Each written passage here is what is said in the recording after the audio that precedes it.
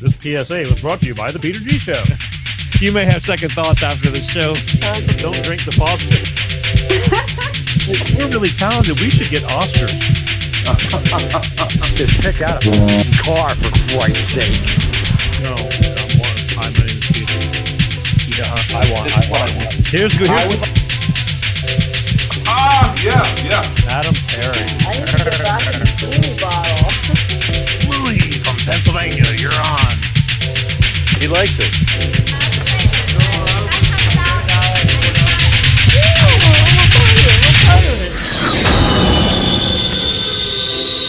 It's showtime.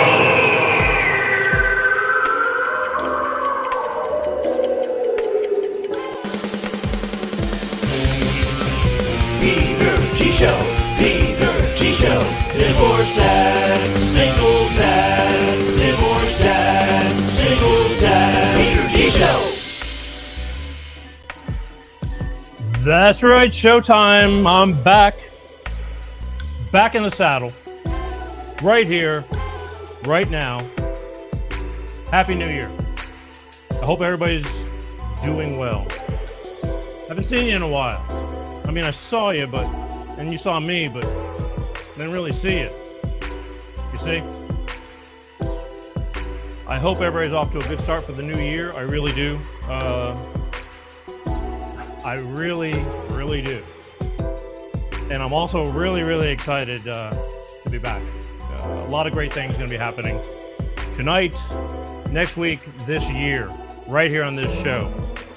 But one thing at a time, there's so many things. Just in the month of January, because we were off, just in the month of January, I'm collecting things, I'm writing things down, good and bad. Got to talk about it. But I'm writing these down, and it's like, by the time I get to them, because tonight I have a great guest on, by the way, we'll get to that in a minute. By the time I get to it, it's going to be old news. And I'll have to be coming up with more stuff, and it's just like, got to let it go. But every day something's going on. And, but either way, what else I got? Either way, it's really great to be here. I hope everybody's well, and I hope you missed me. I missed you. I want to welcome everybody to, once again, Life of Peter G, the Peter G Show, right here. Tonight, I have a great guest. She's an author. She's been on this show before, but she's got a new book.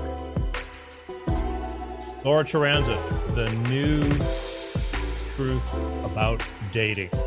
And boy, do I have questions. She's going to be up in a few minutes. So I'd go get your popcorn, go to the bathroom, whatever, get a good comfy seat, grab yourself a glass of wine, whatever floats your boat. We're all doing, speaking of which,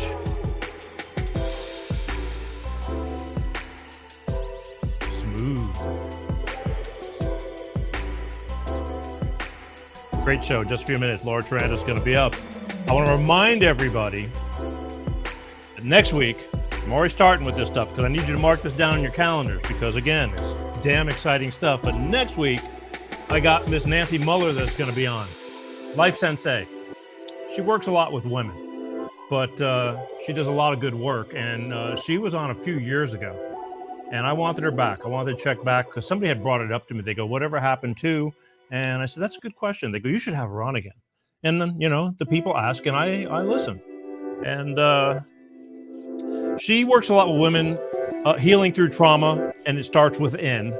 So she's really big on that. And, she's also telling me, she says, it's time for women to prosper. And I can't agree more. Who doesn't want to prosper? But she's going to be on next Wednesday, February 8th. Miss Nancy Muller, Life Sensei. Okay? You're going to want to check this out. Again, everything has a purpose. Speaking of purposes, I almost forgot here. Where are we? Hey, Pete. That's the first Hey, Pete of the year. Hey, Paul. Hope you're wiggling all right. Keep an eye on on the prize. Anyway, okay, so Nancy Muller next week, February 8th. I want to remind everybody again, I thank all of you who subscribe. Thank you for letting me be your favorite local drummer, Paul. I appreciate that. I'm just a local guy. I used to be international. Now I'm just a good old local guy. But I'll take it. I'm losing track of places too now. Focus. I know. Focus. I want to remind everybody, I thank you for watching, but please go over to the YouTube and just subscribe. It's a button you just push. I'm going to clearly admit my YouTube sucks, and I want to make it better because I never used to use it. And all you got to do is free, just because they've been throttling me down. They knocked me down. They didn't like some of the shows I had because they didn't like the truth, and they were censoring me. And now they're really punishing me, and they're not letting things flow. But the more people you get on there, they're not stupid either. They want people to watch their channel. And just go over to YouTube, Peter G Show, YouTube, and hit the subscribe button. Simple, stupid. Couldn't make it any easier. It just takes a minute. And also, those of you who do watch the show, I truly love you, and I can't say that enough. But a lot of times you're busy, and you want to listen to a podcast. You want to take it on the road with you while you're driving, because you shouldn't be watching the Peter G Show while you're driving. Although, I'm not telling you what to do. But if you can't, just go to Peter G Show Podcast, Google it, and go on to Apple Podcasts, Spotify, Amazon Music, whatever. I'm on 25 different audio platforms. People love podcasts. So just, if you can't watch the show, listen to it. Take it with you at work. Who the hell wants to be at work? Put an earbud in and listen to the show. And that's simple, stupid also. Really easy to do. Okay, so here's what's going on. Because I'm getting the clock. Let's go. Someday I'm going to have a hell of a time getting organized because, I got things I want to talk to you about because I miss you. Things I want to talk about, but I can't right now.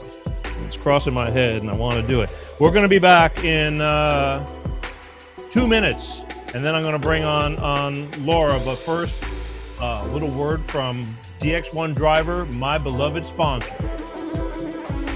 Let us help you with the high price of fuel. Hello, I'm Ty Thompson at CleanStarProducts.com. We can optimize your engine, saving you money and gas. Here's how. Our program works the same with gasoline and diesel engines. Whether you're using a car pack or SUV pack, the instructions are the same. Add 1 bottle to your engine oil, and each time you change your oil, add 1 bottle to the fuel tank each and every fuel fill-up. It's that easy. You get 10% fuel economy on average, lower emissions, and increased horsepower. DX1 sells for $2 an ounce, so for just a few dollars a fuel tank, you can optimize your engine, saving you money and gas. Come on, give it a try. It's the finest green-grade oil in the world from a California environmental company. You're going to feel it when you drive. Order online today. We'll get it out right away. CleanStarProducts.com/shop. That's right, CleanStarProducts.com. They got a great fuel additive because, let's face it, folks, gas is super freaking expensive, right? It's not getting any cheaper. It's not going to get any better. Cars are friggin' off the hook ridiculous. They always have been, but they've been even more ridiculous. It's not going to get any better, all right? So do yourself a favor. Just like we take care of our bodies, take care of your car. All you do is go get some of the CleanStar DX1 Driver. It's a little bitty bottle. This one's for trucks and SUVs, but this one's for cars. Look at how small it is compared to my hand, okay? Either my hand is really big or the bottle's really small. And you know what they say about big hands. Okay. You put a clean, fresh bottle of this little stuff into the oil right after you have a clean oil change, and that's it. And then every gas tank, you just put a bottle into the gas tank, and it gives lubricity to your engine, less friction, and it's proven up to 10% better gas mileage, and it's also California EPA approved. And if you can pass in California, you can pass anything, all right? I'm just saying that take care of your car, and your car will take care of you, because we all know that footmobile is not where it's at. I'd rather have a third-class car than a first-class walk, and that's a promise. CleanStar Products. For more info, contact CleanStarProducts.com. They'll talk to you. Tell them the Peter G Show sent you. Yeah, that'll do it. And grab you some of that stuff. I use it. I like it. I got a gas hog. And believe me, it hurts when I go to the gas pump. So it makes a big difference, all right? All right. Moving right along, as promised, I'm going to have Laura Charanza on the show in just seconds. And again, her new book right here, The New Truth About Dating. I'm not saying that with an evil laugh. It's just like, man, oh man, if there was a fly on the wall for my life. But okay, so that's what we're gonna do. So without further ado, Laura, shake your head if you're ready for me, baby. Yeah, she's ready. And again, this is the moment she's been waiting for, because every time I mentioned while we were in break that I was bringing her on with her new book, and this book has just been released too, so I got the jump on this whole thing with her, and I'm really glad. But everybody goes, oh wow, that sounds interesting, and I am sure it will be. So without further ado, ladies and gentlemen,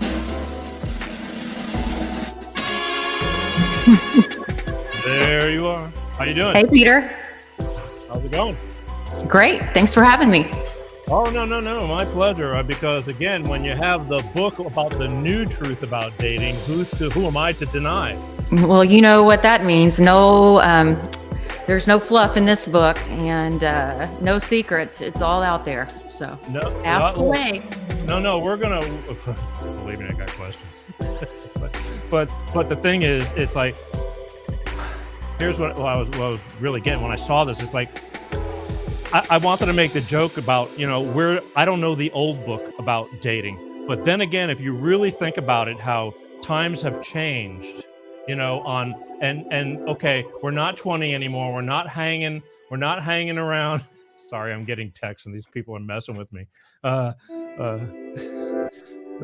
Okay, focus, Peter. Sorry, I want to take care of my people that texted, because I like when they chime in, and they'll be probably commenting on you too. But right now they're just sticking it to me. So a couple of them are. Anyway, because I'm back, so it's like, why not take your punch? Here's the thing. It was a whole different world we were in when we were 20 years old dating. Oh my gosh, 100%. Right? Okay, so now between we're busy, we're older. I don't know. I don't think as we get older, people hang out in bars or hang out as much. Although I do know some that are diehards. I have my times when I go and do some hanging out, but it's a lot more receded. So I'm really curious. I want you to tell me what made you start this, and then I'm going to start going through some of your title chapters and things like that. Okay. And then I'm going to devil's advocate on you a few times too, because I need that's my job. Okay. So tell everybody. A couple of things prompted me to write this book, actually 3. And one was, I was on with you, a year ago, 2 years ago, with my best-selling book on narcissism. It's called Ugly Love. After growing up with a narcissist, and then you usually marry one of your parents, and I did that as well. And the trauma of that, and to help people, I thought I could just help one person by writing that book. And again, it blew up. It surprised me. So I thought, well, let's put that amount of authenticity to a book about dating, because we have so many books that are like how to find love. Your true love is out there, but no one seems to talk about the crap you got to sift through while you're out there doing it. It's not easy. Technology has caused us to enter this world of fast in, fast out relationships, ghosting, swiping quickly, all of it. So those are my reasons.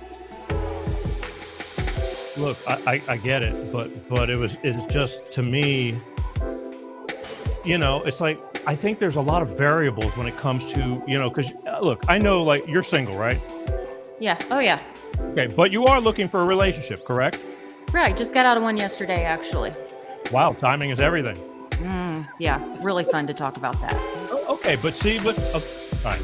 But here's the thing, because to me, it's trial and error. Mm-hmm. Okay, you can have your wish list all you want. Everybody wants the perfect thing. I want the perfect thing that suits my needs, so to speak. Me. You want the perfect thing that suits your needs. Exactly. And then people want the same thing, but you don't necessarily know what you're getting just by looks alone. And a couple. Oh, absolutely not. Okay, so that's the problem. It's like, I think there's a lot of things, and if you start making this list, like I noticed in one of your chapters, I decided we're going to stop trying to see reading. Oh, it's all good. I got mine. No, I know, but I've got dating. I know there was something about a list that you had, and I should have marked it. Please recognize your end game. What the hell is that list? Maybe it's it was not a light book. It's 60,000 words, and there are several lists, so I'm not sure which one you're referring to. I was highlighting some stuff, and I thought I got that, but it's about putting together what you want. Right. Okay. So I mean, for you, what do you want besides not to be miserable? I mean, everybody wants to be happy, but I mean, let's start with you. Well, I think the key is you've got to have your non-negotiables and your negotiables.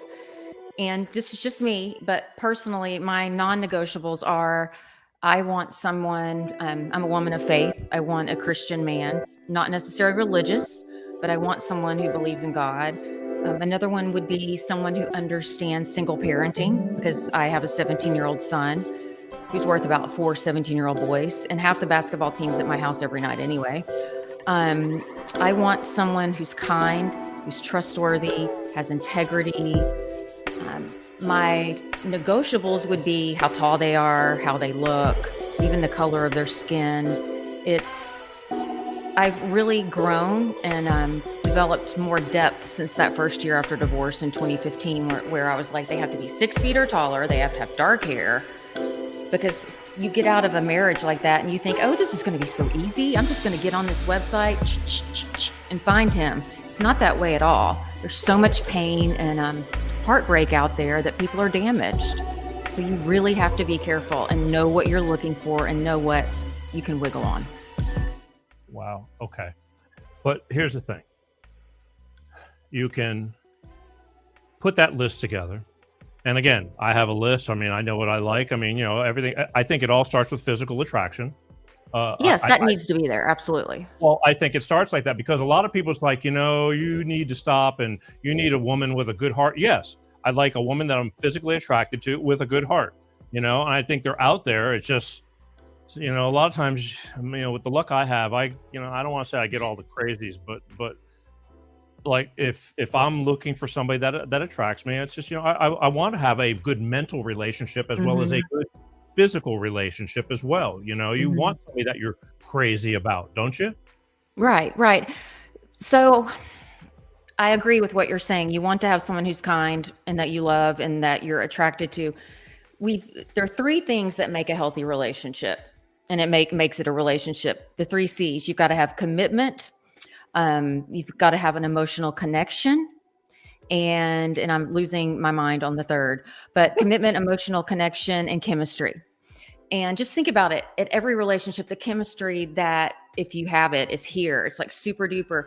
But think about, 10 years later, that chemistry is going to fade. So you don't want to start off at 0 because you're just going to go negative. So you've got to have that physical attraction. And if you really look at the odds, say you date 100 different women, or I go out with 100 different men, there may be 1 or 2 that we actually have chemistry with. And then you've got to have those other 2 things, the commitment and the emotional connection. Yeah. Sorry, my dog agrees. Scruffy. Yeah. Oh, let me ask you a question. Since you said you had half of the basketball team that's always over there. What's it like dealing with guys that age that like, wow, dude, your mom's hot? Thank you for the compliment. I get that some, but they've learned just that I'm Miss Laura and I can make a mean Caesar salad and spaghetti. I get it, but what they're not saying or what they're thinking is 2 different things. Yeah. Well, it's just the way it is. I mean, everybody's gone through that. I think even when we were kids, my next door neighbor had a hot mom. We were, and she was younger, and I mean, you couldn't help it. She was a hot mom. It was that simple. Well, what did you tell her? I never did. But that's probably smart. But I was thinking, well, no, I was close, and my next door neighbor was a girl, and we're the same age. We're like 2 days apart. But the thing was, she was a younger, like, when I was probably 15, she was probably like 29, something like, no, how could that be? I'm going to ask half the basketball team to come get the dogs out of here. So we're good. Okay. All good. But either way, the thing is, so you're obviously you're a couple of years older. Okay. You're from, being a teen, being 25, and you've been married, you've been divorced, and you're looking for that person, but there's only one. See, this is the problem. And I don't know if it's a problem, but it's like a lot of people just give up because it's trial and error. How the hell are you going to know if you like asparagus if you don't taste asparagus? Right. Does that make sense? And that doesn't. Yes, you've got to get out there. Mhm. Look, I don't want to say that turns you into like, a dog or, but it's like just meeting somebody, and getting to know them. I've had this to where I've thought somebody was great but once we really got tight, there was certain things that it wasn't that great. You know what I mean? And maybe for them it was, but for me it wasn't, or vice versa.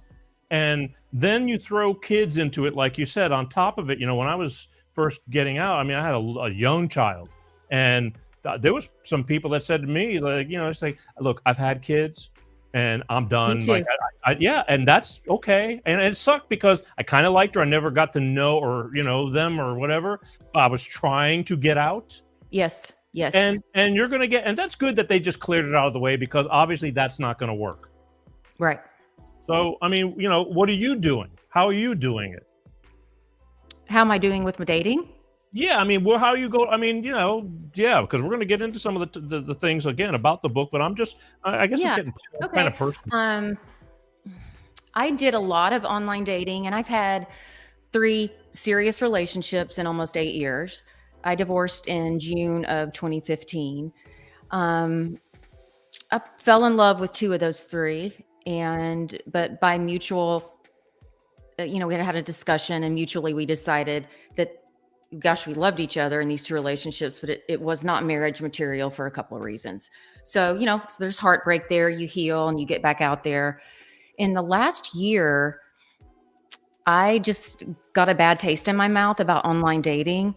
I'm working with, and all I can say is a new app developer, and they want me to contribute some content because they're trying to fix the dating apps in some ways, not always. People find love online every day. The dating apps in some ways are broken because why? They want to keep you on those dating apps. So you may not get the selection that you would really be attracted to, or they just give you that one person who you are attracted to and want to get to know, but they've already met someone 3 days ago and they're like, yeah, I'm good. Catch you next time, if ever.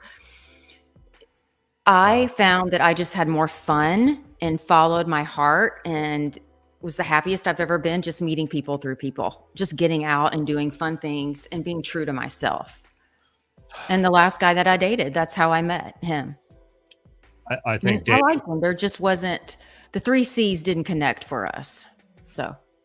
Well, and again, you would never know unless you went into it. And, Right. and I had to try. How far are you willing to go into it? Because to me, again, it's like, it's almost like you never know until you live with somebody. I mean, even that. And, a lot of people are like, well, we never move in together until we were married. And I didn't live with my ex-wife until we were married, and things changed. I mean, we all got under one roof. She had 2 previous kids and they were getting older and more opinionated. But either way, the thing is the narrative changed, and it started affecting us. And she's like, Right, what do you sure. want me to do? Do I choose between you or my kids? And it's like, how do you got to find that boundary. It's like, you got to be happy. If somebody makes you happy too, but yet you love your child, I totally get that, but it's complicated. It is. Blended families are really, really tough. The statistics show around 50% of first marriages end in divorce. That number jumps to, I want to say 67 to 70% for second marriages. Third marriages, 80% end in divorce. So, and I think many of those reasons, not all, are trying to blend families and children and different parenting styles and who's going to work, who's not. Are you both going to work? Are we doing daycare? What school are we doing? How do you discipline? There's just so much there, Peter. I can see why it was difficult. I mean, I was a stepmom when I was married, and I've only been married once, and she's a great kid. But my now ex-husband and I definitely differed on disciplinary things. No, I get it. It's complicated. That's all I can say. It is. But a lot of people start shutting down, and you quit trying, you quit looking, like they expect it's a tough task, and it gets harder as you get older. And Yes. again, to me, it's like wine tasting. I mean, or something. If you don't, I mean, you're going to have to. I mean, Yeah.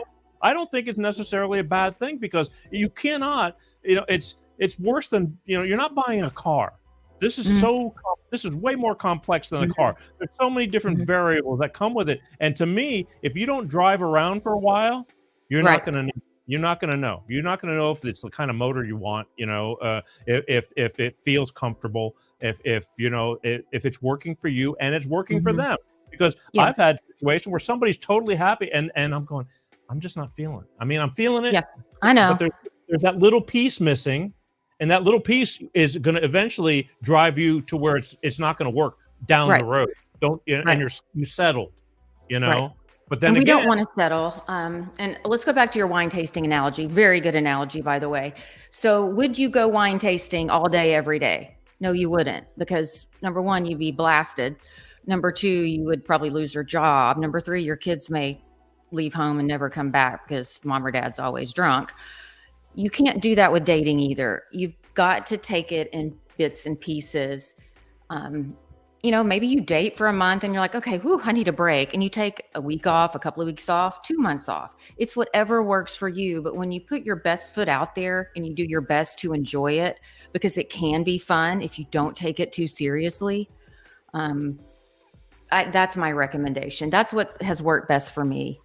And I had this book signing, last weekend.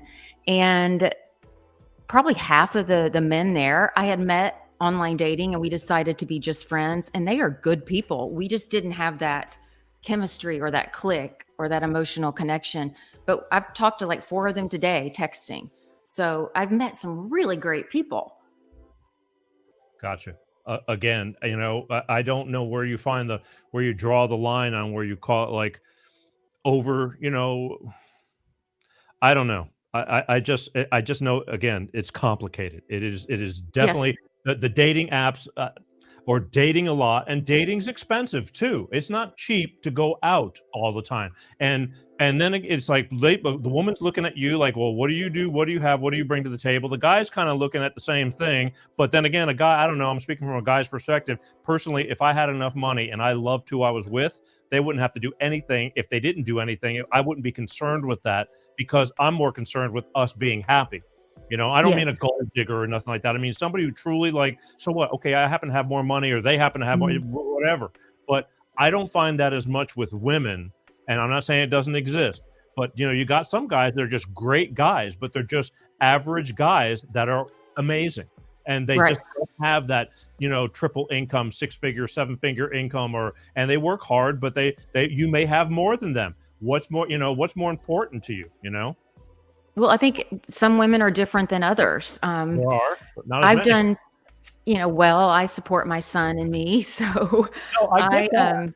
I've dated some guys that, are coaches for middle schools and different jobs where they don't make a ton of money, but they're just good people. And that's okay. But I think if the woman is shallow enough, this is just my opinion, there's no science behind this. If the woman is shallow enough not to look at those people, then, maybe that's okay. Maybe you've dodged a bullet. Correct. But I'm going to remind you, at least for me, I lived and still do kind of in the Los Angeles, Hollywood area.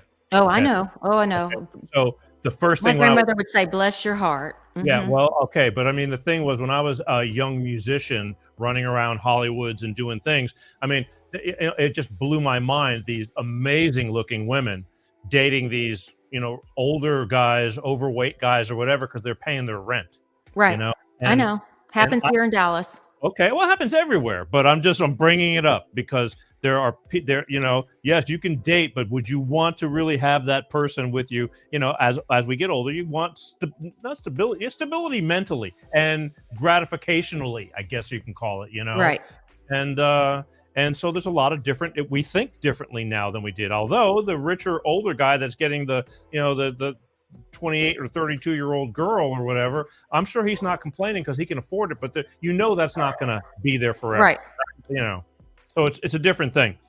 Let's talk about being a heartbreaker or not being heartbroken, because I know a lot of people can't stand rejection and they start shutting down. Rejection. Okay, we all face rejection, right? Whether it's a job, it's a relationship, it's a family member, maybe a child is angry at you and says you're the worst mom ever. Rejection is part of life. So we have to learn to, and I'm not saying it's easy. I cried yesterday. It is not easy. We have to learn to understand that rejection is often our protection.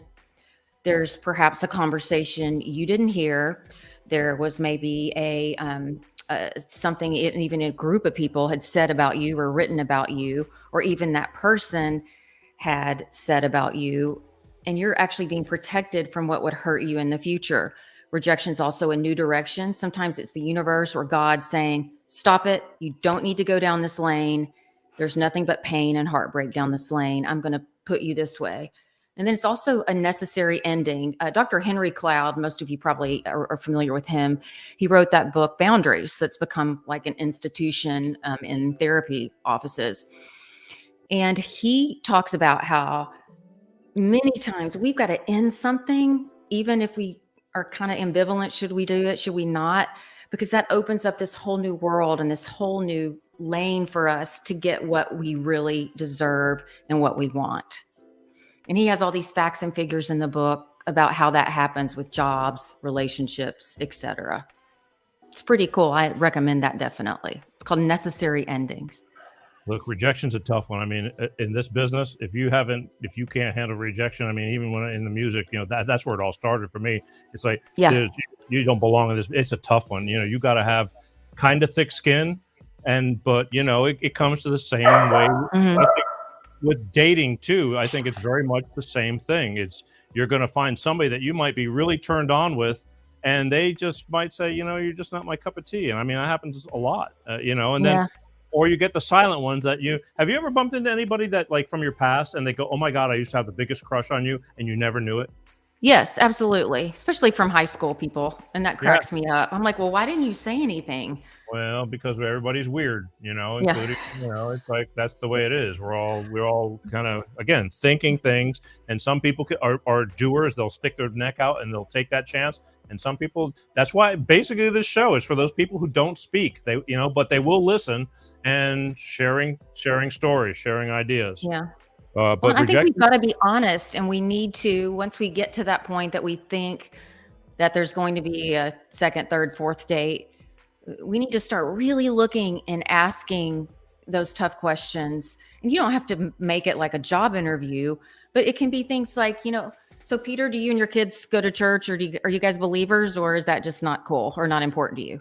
It doesn't have to be, Peter, do you believe in God and church? It can be you figure it out. No, I get it. Be nice doing it, right? Yeah. I mean, again, it's, dealing with the rejection, if something. It sucks. It is the hardest thing. That's heartbreak. It is so difficult. You're dating somebody that you really like, and then all of a sudden they start drifting away. Now there could be many reasons. I mean, I'm guilty of that too, because I start doing things, but I realize that like I'm consumed with being busy and I don't have as much time. You kind of get excited and you spend some time, but then reality starts kicking in and it's like, I have responsibility that I have to take care of, and I'm not normal to be that guy that gets off at 5. So you have a schedule and this and that, and you start kind of fading away, going, I can't do this. I have to maintain, like even this show. I'm really consumed. I'm busy with this show right now because there's a lot of responsibility at this point in time. And then somebody's going like, well, what the hell happened? I thought we were doing great. What do you do? And I think that's when you're honest with them and say, it's not you, it's me. And maybe that's not the woman for you. I find busy men attractive because I'm busy. And as long as we can make our schedules work, especially in the beginning, just a couple of nights a week, as we get to know each other, then everything else can fall into place. And then you start a year later, 6 months later, a year later, you start doing that give and take and saying, well, maybe I'll cut back, going into the office on Sundays so we can spend the day together. I think you're going to have to find that person that is attractive for, not someone who wants you home from 5:30 until 8 a.m. the next day. When I mean, that's my opinion. No, again, it's everybody's different. But being busy, yeah, again, you want to see somebody who's productive. I loved, Right. when I married my ex at the time. I mean, again, it had nothing really to do with different variables, but I admired her because she was a go-getter, and and I like that. I like somebody who feels they have a purpose. But at the end of the day, though, I dated her for a long time. I mean, we Okay. dated for a while. We got to know each other, for the most part, really, really well. It wasn't just like a couple of months. It kills me when I find these people who, find a relationship and are married within a year. That's I don't have the guts for it. I honestly, I Right. just don't. I mean, I Well, just let's be need to. realist about that, because I've talked to many psychologists about that. And I'm like, how does that happen? Somebody gets online and they end up marrying the first person that they date. And all of them said the same version of an answer, which is those people are likely, not always, but likely settling. In their mind, they take this person and they've got this, round hole, and it might be a square peg, but they're going to just force it in there and say, I'm so happy I'm getting married after 1 year. We don't know what goes on behind closed doors, and we don't know what that relationship's going to look like in 5 years or 10 years, if it's even a relationship. Does that make sense? No, it makes sense. The thing is that, again, it's complicated. It's hard. Dating can suck. It's hard. It's It- it- difficult. It is. Okay. So, applying, understanding dating terms. I mean, what is that? There are so many new things that happen due to technology. I'll just throw a couple of them out there. Well, most of you may know, and Peter, you may know what ghosting is. It's when someone deliberately does not contact you again. They just fade to nothing and you don't know what happened. Maybe you were just having a texting conversation with them, or you'd even been out on 3 dates. I have a friend who is a life coach, and one of her clients had not married, but been living with a guy for 2 years. She came home one day from her great job in corporate America, and he had packed his stuff and left, and she never saw him again. That's ghosting, and it is very, very painful. So ghosting, there's breadcrumbing, where men or women give you just enough to keep you interested, and you think, oh, yeah, he likes me. He's just really busy. But they do that for so long, and you never even see them. So it's terms like that that help us learn, okay, this is where technology helps me and hurts me, and I need to look out for these things. Look, absolutely. Am I overwhelming you? I'm so sorry. No. I'm trying to put things in terms to keep it normal without getting a little bit too deep. And I just had a great thought in my mind that I wanted to, go back to. But the thing is, being honest. Being honest. Look, I'm busy. This and that. The problem is, at least I found that, when you're interested to beginning to get to know somebody, you want to get to know them. Yeah, absolutely. And it doesn't necessarily mean that they're a bad person, but but all of a sudden it's like you got to kind of get back to the real world and go do what you got to do, and then and again, trying to find that happy medium in which eventually, I mean, why bother dating if? And that's another question. It's like, if you're too busy to, then why bother? And that's why I've kind of stayed away a lot of times, because I'm going, it's not fair to a normal person. If you don't have the same goals, I guess, right? Right. Or if you don't, because there are sometimes, like when I was writing this book, I did not have the bandwidth to date. I sat down for 6 months, and every free minute I had between, I'm a pharmaceutical rep, between that and being a parent, I was writing this book. And then the 3 months after that, I just crashed because it's such a creative, emotional process for me. And I didn't have the bandwidth then, but now I do. I'm back. I'm happy. I have a little more free time. You just have to gauge yourself. And at the age of most of us who are watching your podcast, Peter, we're not in a hurry. Most of us have had our kids, or we never wanted kids. We've had relationships. We're not in a hurry. Let's just take a deep breath, and it's going to happen. We have to keep putting feelers out there and putting ourselves out there when we're able and ready and happy about doing it. But it will happen. It's just, there are too many people on this earth that there is always someone for everyone. There just is.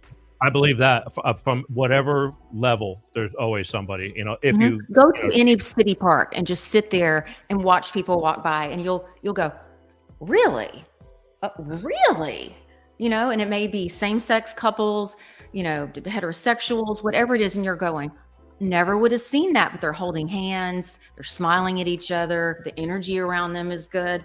There's someone for everyone. It's just a matter of putting ourselves out there and time, and for people like me, being patient. So No, I get that, but see that's where I think I screw myself up as well. Only speaking for myself, but there's times when I give myself a little bit more time, and mhm. then I'm going, well, I need to go and put some effort, to go test the waters.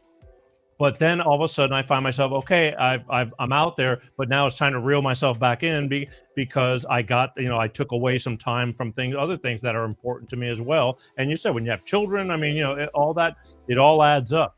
And even though my, daughter's getting older now and it's, she's getting pretty self-sufficient, you still got to be there. I mean, at least as far as I'm Right. concerned. Oh, for sure. And I do too. And Yeah. another thing I think we forget, Peter, is we need to just be more aware during the day. When you run to the grocery store, instead of being, to get food for dinner or take out somewhere, because I'm guilty of this, I am head down in my head about work that day or what I've got to do with Carson, my son, when I get home. Look around. I mean, I have many friends who have met their significant others at the grocery store. One of my friends has met every girlfriend in the produce department. I'm like, I don't know how that happens, but okay. At the gym, at an amusement park, whatever it is, we just need to be a little more aware. Understanding dating terms. I mean, what are you supposed to do? What are you going to do? You're laying a rule. You come in with a rule book. That's a bummer. No, it's just something to know. Like there's another one called oystering, where it's more millennials, but they are looking at the world as their oyster after COVID, and they're dating all kinds of people on dating apps, and they feel like they can just do what they need to do to be happy. They may have 5 dates in 1 week. And it's just good to know that those are some of the thought processes, however you want to say it, out there with people that are dating, that are single, hopefully Look, single. if you're Let's going to say. talk about millennials, I mean, let's define the term dating, because are they dating? Are they Tindering? Or because as the infamous Tom Likas used to say, dating equals porking. And, Yeah. Well, and that's just there are the way. different apps. And I think on any app, and I've seen it, you're going to have people that are just wanting to hook up. That's Yeah. it. Bam. Well, Hook that's up. considered- One that's date, considered- maybe they'll buy you a drink, maybe not, and they want to hook up.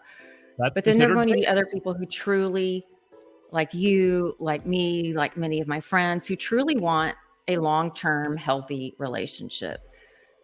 But you got to sift through that other stuff. If And you it's don't, just, and sometimes they'll present themselves as this person who wants a long-term relationship. And then, oh God, one of my friends, and I'm just going to be totally real. First date, went up to the hostess stand with this guy, and she's 52, gorgeous. I mean, just beautiful. She's an attorney and an accountant.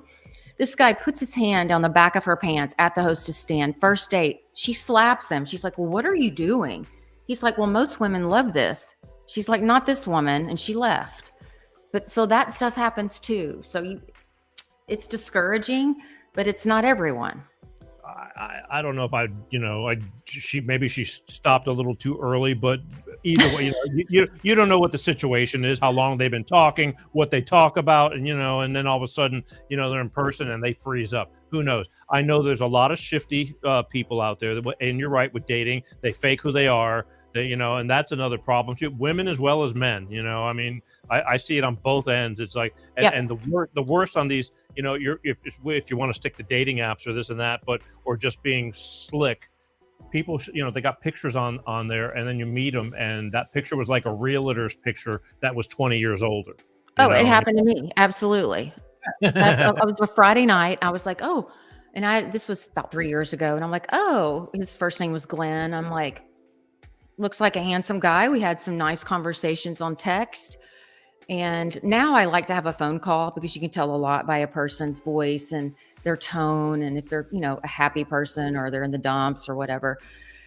So we meet for a drink. I had not done that. And I go in this bar of this restaurant, really nice Mexican food place in Texas. That's all we eat. And I Yes. go through the bar. It's 5 o'clock on a Friday. There's only one person in there. And it is a gentleman who looked about 30 years older than the guy that we had swiped on each other. So I do another lap at the bar.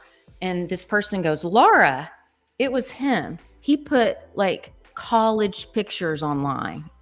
I was like, are you kidding me? That's a bad feeling. It was a bad feeling. So I'm like, suck it up, Charanza, have a drink, be nice. And it just went downhill from there. So Did you say he anything? sent me a text. Do you want to see me again? I said, thank you for the drink. I don't think we're a match. And then he went off. So I blocked him. So the next day he got another cell phone and texted me and went off again. So yeah, you're going to meet some crazies. Well, that's his fault for not being upfront, Right. That's and- what I told him. And that's what he didn't like. So Well, and then you start seeing the crazy in there too. So maybe it could just cut to the chase a lot quicker. That was a noticeable thing. But again, with your past books on narcissism and stuff, there's things that you may not recognize in the beginning until you get deep within, and that's tough. Right. There's a whole chapter in my book on narcissism. Yeah. Because I have, Let's see. a parent and then a husband of 16 years and then a couple of boyfriends right after that before I had done any healing and any therapy, because you gravitate toward that if that's kind of your standard go-to. And now I can sense a narcissist within 3 to 5 minutes. Oh, My you're good. insides turn upside down. I get chills. I don't feel well. There's just an energy and certain things that they say and do and body mannerisms that turn you off. That turn you off. Wow. Well, you're good then, because I don't pick up that quick. It takes me, I'm a little bit slower to pick up, but I do pick That's up. good because you haven't had that much experience with narcissists. So Well, no, I think I have. I just haven't been as affected, let's say. yeah, Yeah. that's good. Because I don't put, either way, but let's talk about the damage. I mean, let's say, okay, so you in one of your chapters over here, you have I keep losing my place. Holy crap! It's like tension with the. It was about being when you're damaged. Okay, so you're damaged, and now you're recovering from that, and you have a complete coping with rejection and loneliness. Okay, and so you're getting this is affecting you, and now you're going to date, or not you specifically, but I know, collective you. Yeah, I'm gonna date a woman that's like all like she's got the there's standoffish, always on the alert, won't relax and give it a chance because you're always comparing everything to the past. Kinda. I don't do that, but there are women who do.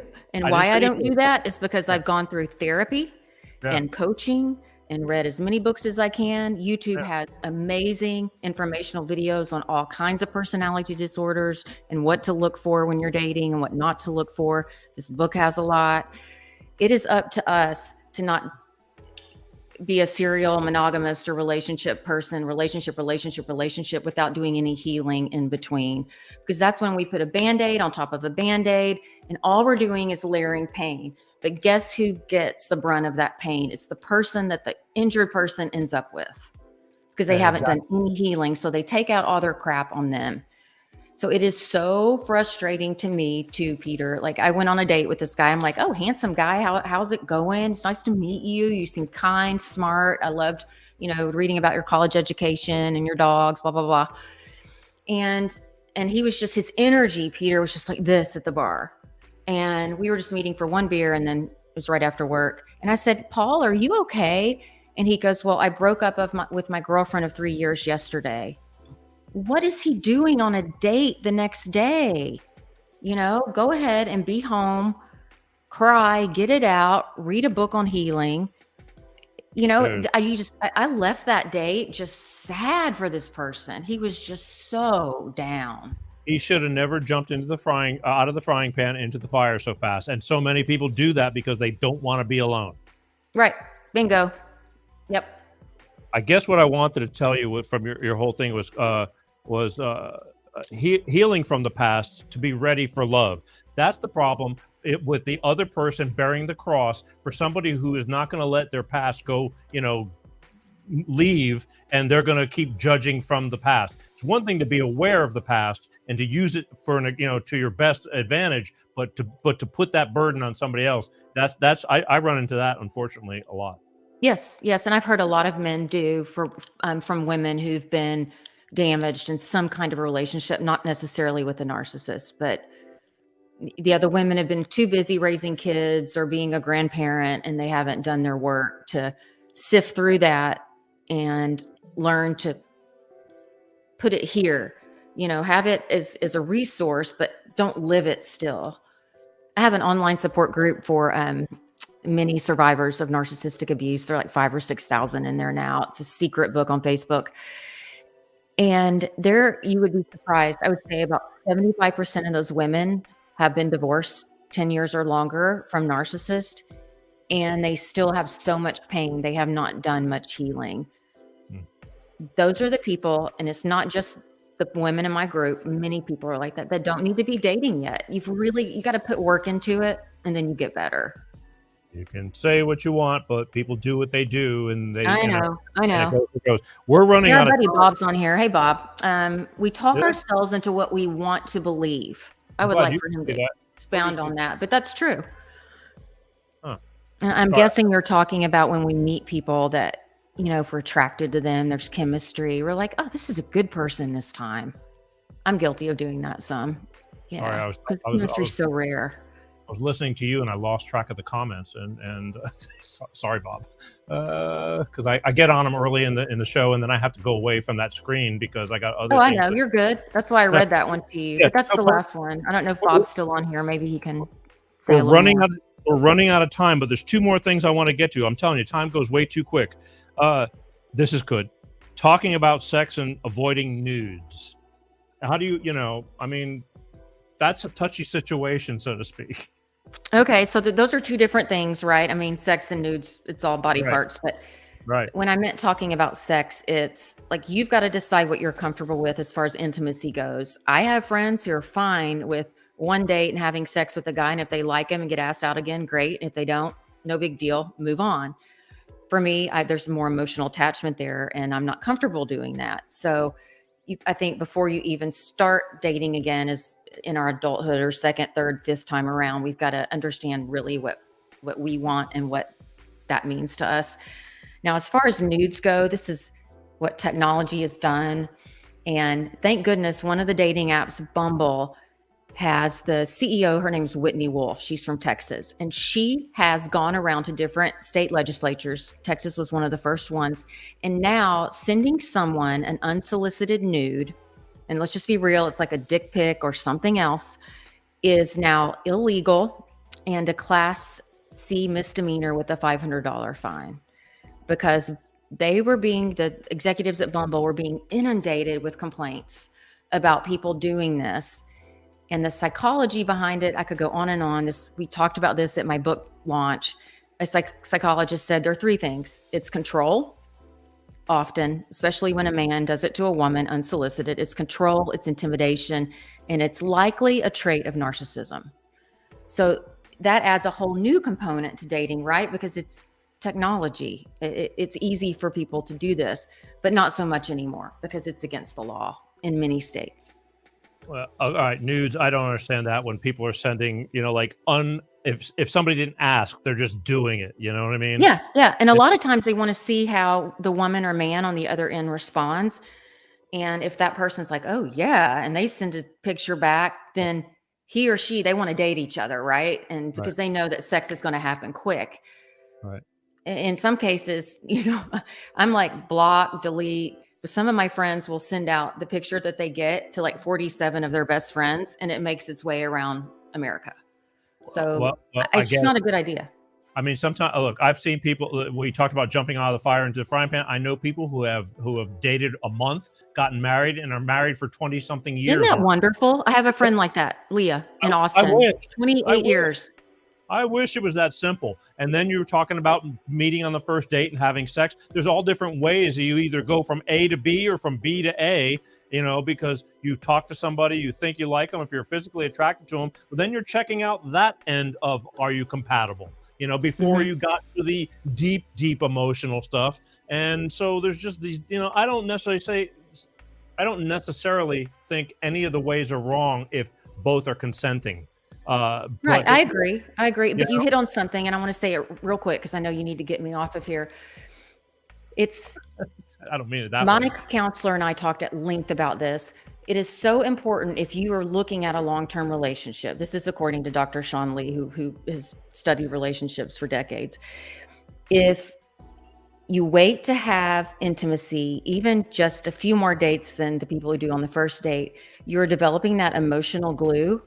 So it's not just sex, that there's something else after the intimacy happens that keeps you coming back together, not just the intimacy. Does that make sense?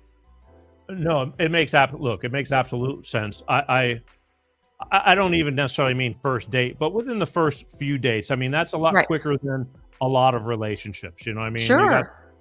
And that doesn't necessarily mean it's a bad thing. It's just like if there's a physical attraction, well, there's getting one thing out of the way. I mean, yes, it's intimate or this and that, but I look at it as well as it's a big part of the puzzle.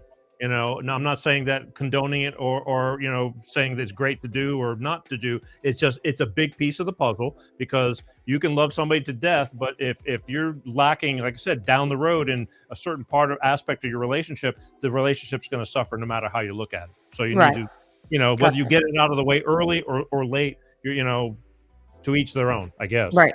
Yeah. Right. No judgment. Recognizing your end game.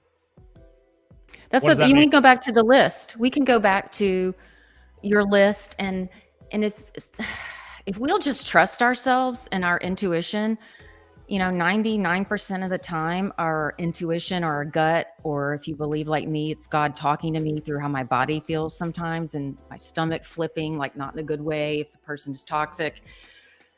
If we'll just listen to what our intuition's telling us, we can save ourselves a lot of heartbreak.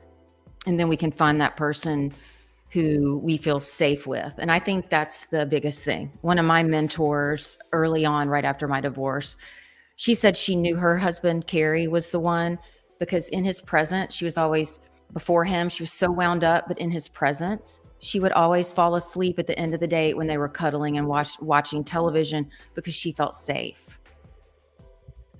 That's a great feeling.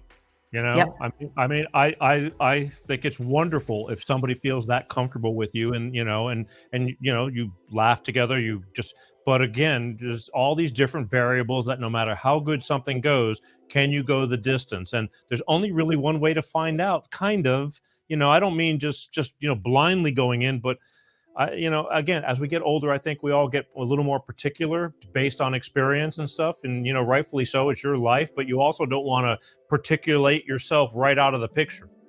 Right. I agree. 100%.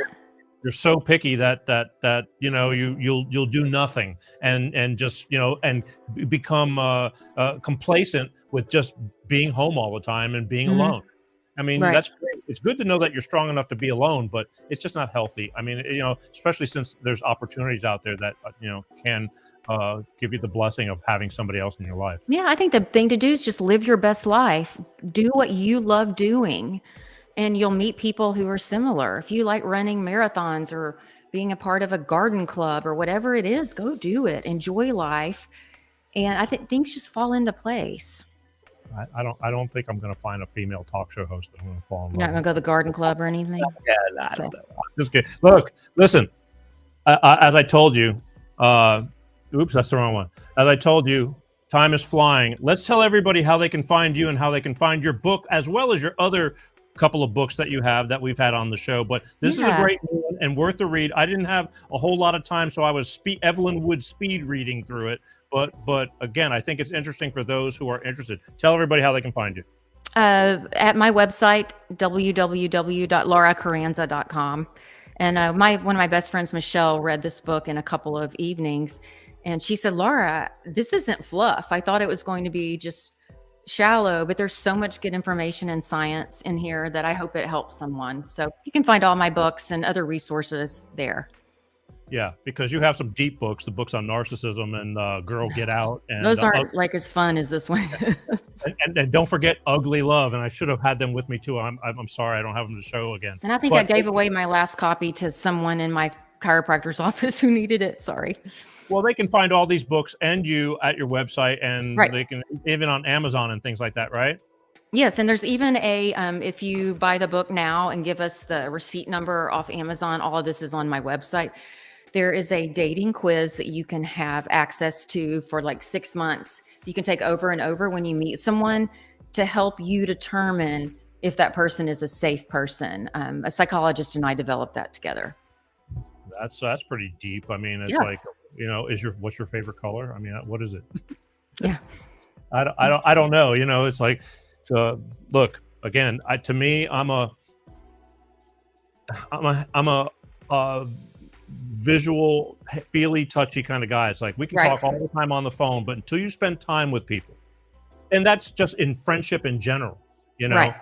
Until you spend time with people to where you get all the bullshit out of the way and you come down to like we got nothing to say, and you really let your hair down, so to speak, and become, they get to see you inside and out, and hopefully they show them inside and out. I mean, so one person can have some particular weirdness about just some bad habit that will drive you nuts, chews with their mouth open, or something that can drive you crazy. I mean, enough Yeah. to where you look at your eyes roll. I just saw your eyes just roll. My It's like, ex-husband did that. It was awful. He would tell an entire story with a mouthful of food. So that was a memory that just came back. My apologies. well, I'm just saying that there's little idiosyncrasies that would like going, God, I love him, but like, or like, she's awesome, but her freaking voice just drives me crazy, and I don't think I can handle it. Isn't Yeah. that a shame? But it's true. It is a shame. That's why you need to have a phone conversation before you meet in person. Well, you do. Most people do, I think, or don't. I don't know how I it didn't goes. for a long time, and that was a mistake. So Okay, well, even a phone conversation, until you spend, okay, that weeds out some of the blatant in your face things, but there's tons of things that, and I think if you're a bullshitter, that eventually, because I truly believe that's the good thing about me. You may love me or hate me, but whatever comes out of my mouth, I don't have to remember what the hell I'm saying, because I'm not, I'm it's not all lying. true. Same here. Well, yeah. Yeah. So you can make fun of me, but the thing is, I'm not bullshitting. So Same. at the end of the day, I don't have to remember the stuff, because it's all going to come out. The more you spend time with somebody, you start going, wait a minute, you said this, and they don't remember they said this. Yeah. I hate that. That is I mean, I don't get that so much with women as I Oh, do they with contradict themselves. That's a red flag for me.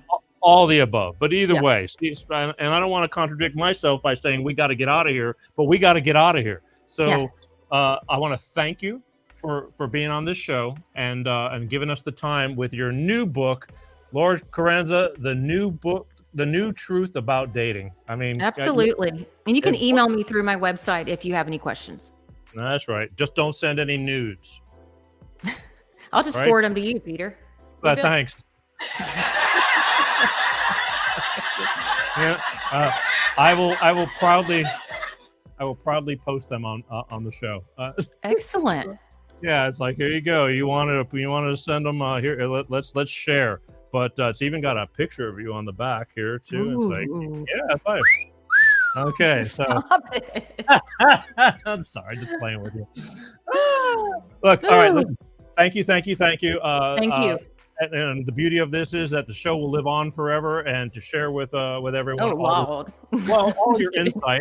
I mean, your insight and the thing about the book. But go out and get this book. That's all I'm saying. If you want to help better prepare yourself for the new future that we're all living in right now, good or Yeah. bad. Oh, yeah. It's a whole new show without Yeah. saying a bad word. What, a shit show? Yeah. I that. just said it. It's okay. I mean, there's certain times when you can just. It can be I a think- shit show, but when you learn to navigate it, it's fun and it's an adventure. I love life. I'm so grateful to be Me able to say I'm alive, and even when I'm racking my head up against the wall, which is a daily thing. But I thank God every day I wake up, morning, noon, and night. You have no idea. So You're at least so funny. no, it's the truth. I mean, honest truth. It is. But the thing is, I hit a lot of bumps. It's no. I tell it all Life the time. isn't easy. Mm-mm. No, it isn't. But for some, I see some people and go, I can't understand it, how they're just flowing through life and there's just like no problems. They've had no problem. And why? But I don't, that's. I don't just think part you're seeing their entire life. You're just seeing a snapshot. Just understand. Well, if I'm seeing a snapshot, they got a damn good videographer or photographer. That's all I can tell you. Kind of like Instasham and Fake Book. It's a highlight reel. Just Well, deep breath, Peter. Nah, no, I've been told that before. You know I love you. I'm joking with you. But It's all good. thank you for having me.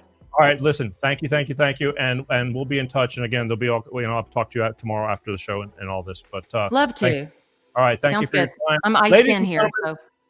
Last time, Laura Charanza and her new book. I want you to go get it. Let's get a close up of Laura one more time. You wave goodbye to everybody.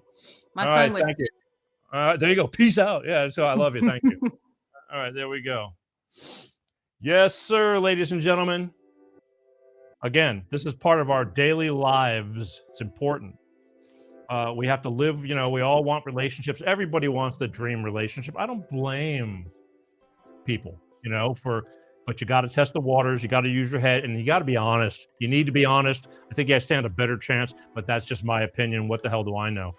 But I've managed to live this far and get through it. But I'm appreciative when I have a pro like her on the show to elaborate on the details. And that's a real good thing. But one more time, you can find Laura at www.lauracharanza.com. Can't be any simpler than that either, folks. All right. I want to thank everybody for joining me on our first show of 2023. I am so stoked. Again, to me, this is my best time of the whole week. I cannot ask to be this hour plus of the show is the easiest. We work all week long just for me to be able to sit here and do this, and then poof, it's gone. It's over like that, and then it's back to the grind. Wash, rinse, repeat. And speaking of wash, rinse, repeat, next week, great guest, also Miss Nancy Muller is going to be on. That's right, back by popular demand. My stage mother was reminding me of her, and said, you should bring her back on. And I said, you're probably right. So Life Sensei Nancy Muller, Wednesday, February 8th, going to be on this show. She works mostly with women, but even for guys, you really need to hear what women are thinking. And because there's so many guys like, I didn't know that. Like, well, if you were a mind reader, I'm sure it'd be easier, but we're not. And that's the biggest problem. We're not mind readers. And sometimes they expect us to figure out what's going on and we're oblivious. It's just life. But anyway, she does a lot of healing through trauma, and she says it all starts from within. So you're going to want to be here as she talks about all these things, plus touches on her personal life and how she got to be where she is right now. And she's going to be on Wednesday, February 8th, right here on this show, 6 p.m. Pacific, 8 p.m. Central, and 9 p.m. on the East Coast. But you know that already. So don't miss that. I want to thank everybody. Don't forget, please subscribe to YouTube. Go to my YouTube channel and just hit the subscribe button. It's not going to kill you. It's free. It only takes a minute. Even if you're watching from Facebook or Instagrams or LinkedIn's and all these other places, just be a part of that too, because all these platforms are forever changing. So let's do that. Don't forget the podcast as well. If you want to listen to the Peter G Show, take us on the road with you. If you can't watch it, next best thing to be in there. Just put an earbud in, Google Podcast Peter G Show, and you'll get a plethora of different platforms from Amazon Music to Apple Podcasts, Spotify, all the above. And you can listen to the show while you're doing something else like driving and at least have some good informative entertainment. That's right, informative entertainment. I want to thank my sponsor, Clean Star Products, with their DX1 driver for letting me be here. And I hope I don't drive them crazy, but they got a great product for your car to help you get up to 10% more better gas mileage, and it works. So there's the difference. My name is Peter G. I want to thank you and just remind you that life is a bitch, okay? Life is definitely, it's full of ups and downs. It's a learning process. I am thinking in so many different ways nowadays about how I'm living and why I'm living and how I want to live.